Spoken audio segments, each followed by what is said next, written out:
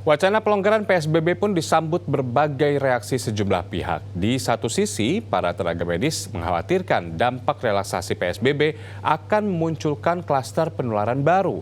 Namun di sisi lain, wacana ini disambut baik para pengusaha. Wacana pelonggaran atau relaksasi pembatasan sosial berskala besar atau PSBB akan dilakukan dalam 4 fase. Fase pertama adalah prakondisi, yakni adanya kajian akademis, pakar epidemiologi, ulama, dan sejumlah pakar yang akan dikombinasikan dengan hasil survei di 8 provinsi, termasuk hasil swab atas 1.000 orang responden. Dilanjutkan dengan fase timing berdasarkan kurva dan kesiapan masyarakat. Apabila kurva ditemukan belum menurun, maka pelonggaran tidak dimungkinkan. Tahapan berikutnya adalah prioritas yang menjadi tolok ukur upaya perusahaan untuk menghindari PHK. Dan fase terakhir adalah memaksimalkan koordinasi antara pusat dan daerah untuk menggodok langkah teknis bila pelonggaran benar-benar dilakukan. Sektor mana yang akan dilonggarkan? Apakah berlaku secara nasional atau daerah tertentu? Bapak Presiden telah memberikan instruksi kepada gugus tugas untuk menyiapkan suatu simulasi agar apabila kita mengambil langkah-langkah untuk pelonggaran, maka tahapan-tahapannya harus jelas. Tak ayal, Ketua Pengurus Besar Ikatan Dokter Indonesia bereaksi atas wacana pelonggaran ini. Para petugas kesehatan merasa khawatir akan muncul klaster-klaster penularan COVID-19 baru yang bisa jadi membuat pasien tidak tertangani dengan baik. Pasalnya, kapasitas pelayanan kesehatan di Indonesia untuk pasien COVID-19 masih sangat terbatas. Namun, jika kebijakan pelonggaran pergerakan manusia ini telah ditetapkan, pihaknya mendorong warga dan pemerintah agar memperketat pengawasan di lapangan untuk menekan pergerakan penularan.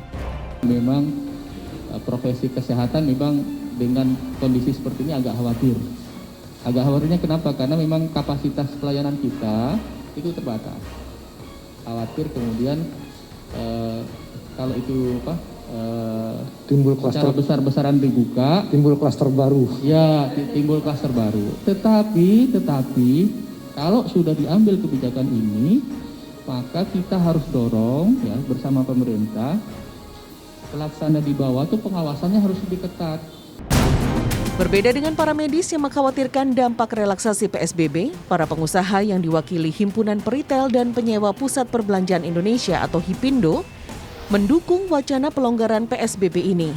Selama ini, pengusaha retail khawatir terjadi penutupan toko secara permanen akibat kurangnya pemasukan dan menurunnya omset.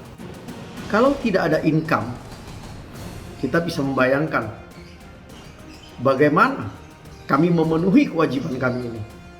Pasti perusahaan harus menyelamatkan keseluruhan perusahaan. Pasti terjadi amputasi, toko-toko yang tidak baik diadakan pembukaan kembali, pasti diadakan penutupan secara permanen. Pengusaha retail mendukung wacana pelonggaran PSBB dengan tetap menjalankan protokol kesehatan, terutama di sepanjang bulan Ramadan dan Hari Raya Idul Fitri, yang biasanya menyumbangkan pemasukan hingga 40% omset tahunan bagi para pengusaha. Tim Liputan Trans 7.